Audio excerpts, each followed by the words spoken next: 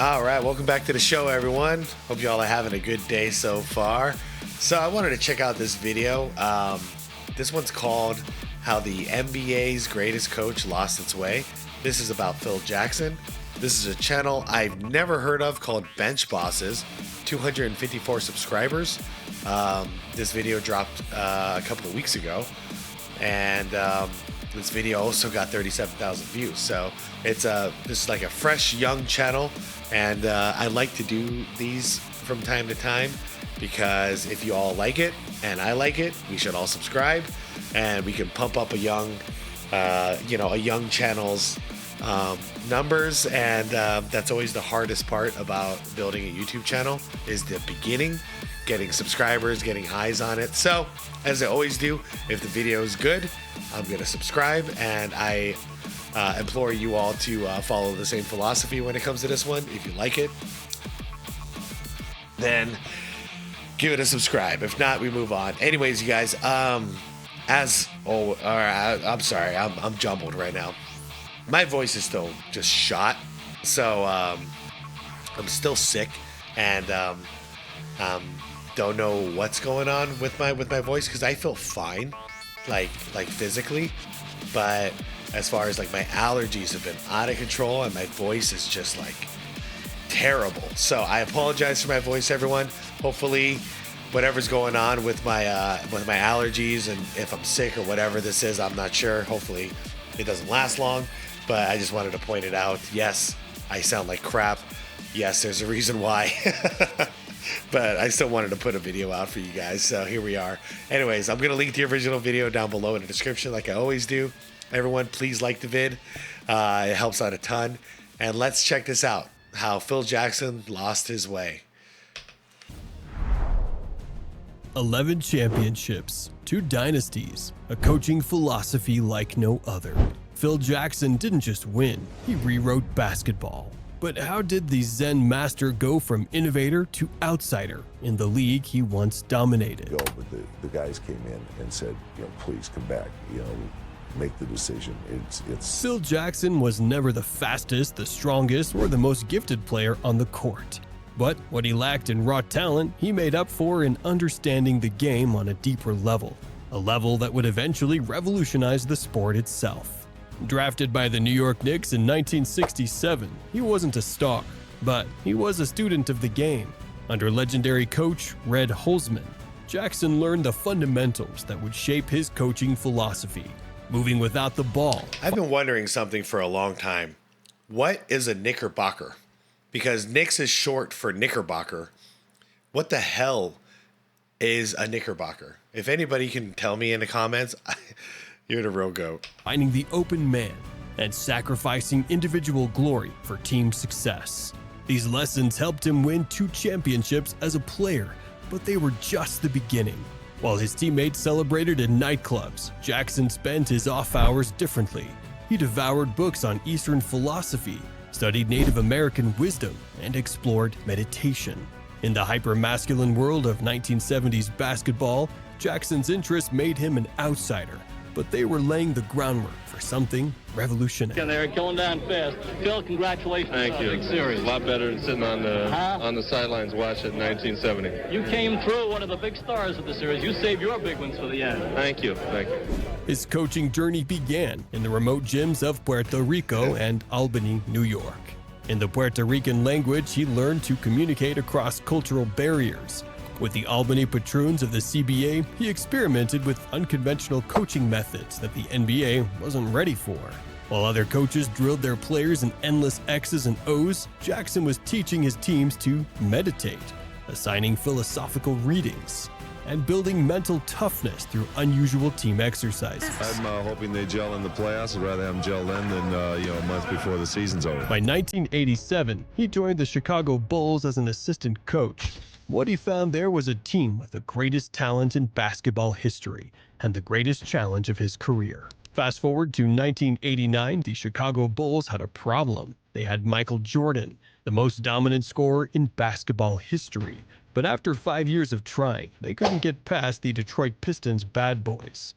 The Jordan rules, Detroit's brutal defensive scheme, had turned the league's greatest player into a one-man show fighting against an army. This is actually kind of cool because this plays right into what yesterday's vid was, talking about 80s Jordan. So this is kind of like the handoff from that video inadvertently. The Bulls needed more than just a new coach. They needed a revolution. Enter Phil Jackson. His first meeting with Jordan wasn't about basketball at all. Instead of showing film or running drills, Jackson handed Jordan a book, The Art of War. While many believe it was Zen and the art of motorcycle maintenance, Jackson knew that to transform the Bulls, he had to transform their mindset first.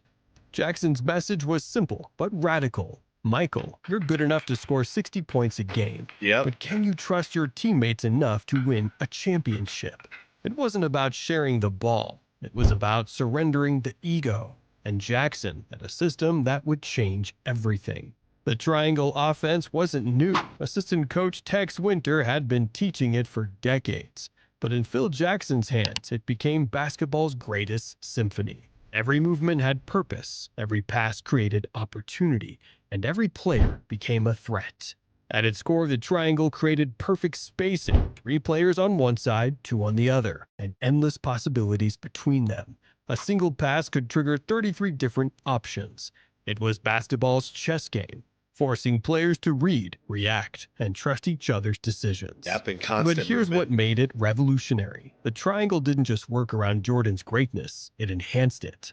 When defenses swarmed him, teammates were always in perfect position. When they backed off, Jordan had space to attack. As Scottie Pippen put it, the triangle gave us structure, but within that structure, we had total freedom. In practice, Jackson would blindfold his players, forcing them to feel the spacing rather than see it. He'd make them run the offense in complete silence, developing an almost supernatural connection. Players who mastered it said the triangle wasn't just an offense, it was a state of mind. To our next level. With the triangle, the ball is constantly moving. The defense is second-guessing what you're trying to do, and it definitely works. The results were staggering. The Bulls went from averaging 110 points per game to nearly 120. Their assist numbers skyrocketed, and most importantly, they finally had an answer to the Pistons' defense. What followed wasn't just success, it was basketball perfection. The Bulls didn't just beat teams, they broke their will. The triangle offense was only part of the equation. Jackson's real genius was in managing the mental game. Before crucial games, he'd burn sage in the locker room, a Native American ritual for clearing negative energy. He gave each player personalized books that Kyrie still does that. Well, last I checked at least. Spoke to their struggles. For the aggressive Dennis Rodman, books about finding inner peace. For the cerebral Steve Kerr, books about warrior philosophy. His practice sessions became legendary. One day he made the team practice in complete darkness to heighten their awareness. Another time he brought in martial arts master to teach mindfulness. Phil didn't just coach basketball, said Steve Kerr. He coached the person. Through it all, the championships kept coming. 3 straight from 91 to 93. I remember Kobe said he had a Tai Chi master come in for the Lakers as well. And after Jordan's baseball hiatus, 3 more from 96 to 98. The Bulls were just winning. They were redefining what was possible in basketball. Jackson's methods were so revolutionary that they became the blueprint for success in the NBA. But even as he reached the pinnacle of coaching, his greatest test was still to come.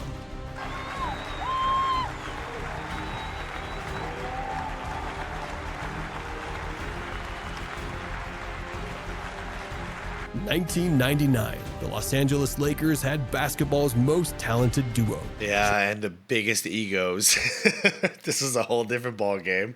Shaquille O'Neal and Kobe Bryant. But talent wasn't their problem. As one Laker insider put it, we had 2 alpha dogs and no pack leader. Enter Phil Jackson, fresh off 6 championships with the Bulls, ready for his greatest challenge yet.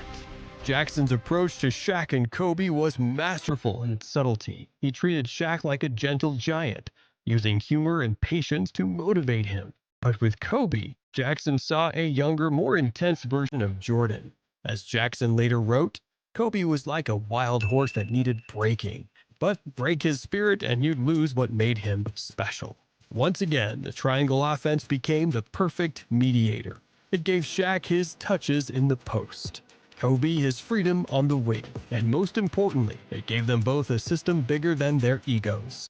In team meetings, Jackson wouldn't just draw plays, he'd tell stories of Native American chiefs who led through sacrifice, of Zen masters who found strength in surrender. The results were immediate and devastating. 3 straight championships from 2000 to 2002. The Lakers didn't just win, they dominated.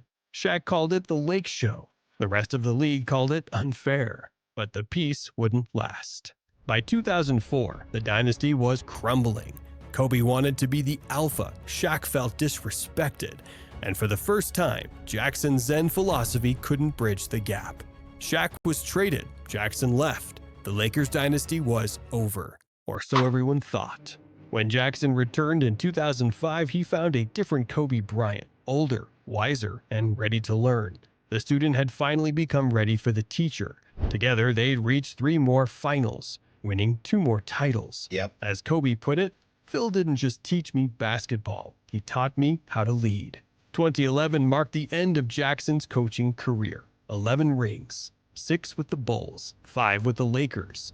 But the game was changing. 3-point shooting was replacing post play. Analytics were replacing intuition. The triangle offense, once revolutionary, looked increasingly out of date. Then came the final chapter, the New York Knicks presidency. The same court where Jackson had won championships as a player now became the scene of his greatest failure. He tried to force the triangle into a league that had evolved beyond it. Star player Carmelo Anthony resisted. Free agents avoided the team. The Zen master had lost his touch. To be fair, he also wasn't coaching it, though. In team meetings, instead of inspiring players with philosophical wisdom, Jackson seemed to alienate them. He publicly criticized his own stars, calling Carmelo Anthony a ball stopper. He's not really wrong about that, though. That was always my complaint about him. He was a very selfish offensive player. Questioning his commitment to winning. The game had changed, but Jackson hadn't changed with it. By 2017, the experiment was over. The master of adaptation had finally failed to adapt. But the triangle is one of those systems that if your star doesn't buy in, and if anyone just starts holding the ball, as opposed to continuing moving the ball in the flow of the triangle system, it's ruined. It's over. It needs a constant flow. And that's why you used to see Jordan get the ball in the post, for instance. He's either going to pass it off, or within 3 seconds, he's getting that shot off. You only got 2 choices. But Melo, he broke the system. He'd hold the ball, he'd dribble, all that stuff. My voice is running out, so it's time to unpause. It was a tragic end for a coach who had once been the ultimate innovator. Felt it's one of our most disappointing ones we've had. What's the legacy of the Zen master? Is it the 11 championships, the innovative offense, the psychological mastery? Perhaps it's something deeper, the proof that basketball is more than just a game, a physical talent. Today's NBA still carries Jackson's DNA. Steve Kerr's Warriors run triangle concepts. Eric Spoelstra preaches mindfulness. Greg Popovich gives his players books. The league has evolved beyond the triangle, but Jackson's bigger lessons remain. Great teams are built on trust, sacrifice, and consciousness. Phil Jackson wasn't just a coach who won games. He was a philosopher who changed how we think about sports. His legacy isn't just in the 11 championships or the revolutionary triangle offense. It's in the way he taught players to strip away their egos and embrace mindfulness. From Jordan to Kobe, from Shaq to Pippen, Jackson's greatest gift was his ability to turn individuals into a team. But his story is also a cautionary tale. The same stubbornness that made him a visionary, his refusal to compromise on the triangle, his belief in mindfulness over analytics, also led to his downfall. I stand by it. It might have worked. It might have still worked if their leader was willing to buy in. Today, his influence lives on in Melo. coaches who've adapted his lessons to a new era. The game has evolved, but Jackson's core principles remain timeless. Greatness isn't just about talent or strategy. It's about trust, sacrifice, and the space between the X and the O's, where the mind meets the moment and where individuals become something greater than themselves. Phil Jackson changed basketball forever, but his legacy reminds us that even the greatest minds must adapt, or risk being left behind. If you enjoyed this breakdown, make sure to hit subscribe so you never miss an episode of Bench Bosses. All right, everyone, that's going to wrap this one up. It was a good video. Good video. I went ahead and subscribed. Not much to say about it, except I got a question. As far as my memory serves me, Phil Jackson never coached the Knicks, right? He was above that. He was the one overseeing it. I forgot what that title is called, but like chief of basketball operations, I think is what it is. But he was kind of overseeing the whole vision. But he had other people coach. I saw Derek Fisher in there. Can't remember if there was anyone else who was coaching that. I know he wanted Steve Kerr in there, but Steve Kerr rejected. But I don't think he ever coached. So as far as like his resume as an NBA coach, that's not a stain on it, you know. That was him as an operations chief, basically. But he wasn't responsible for the coaching, even though we all know that he was, you know, mentoring Derek Fisher and having Derek Fisher teach the triangle offense. But the team not doing it because Carmelo wasn't doing it, I don't think that falls so much on Phil, you know, unless Phil just, because he had the power to, said, all right, I'm going to trade you. But that's a bold move to do with your team star.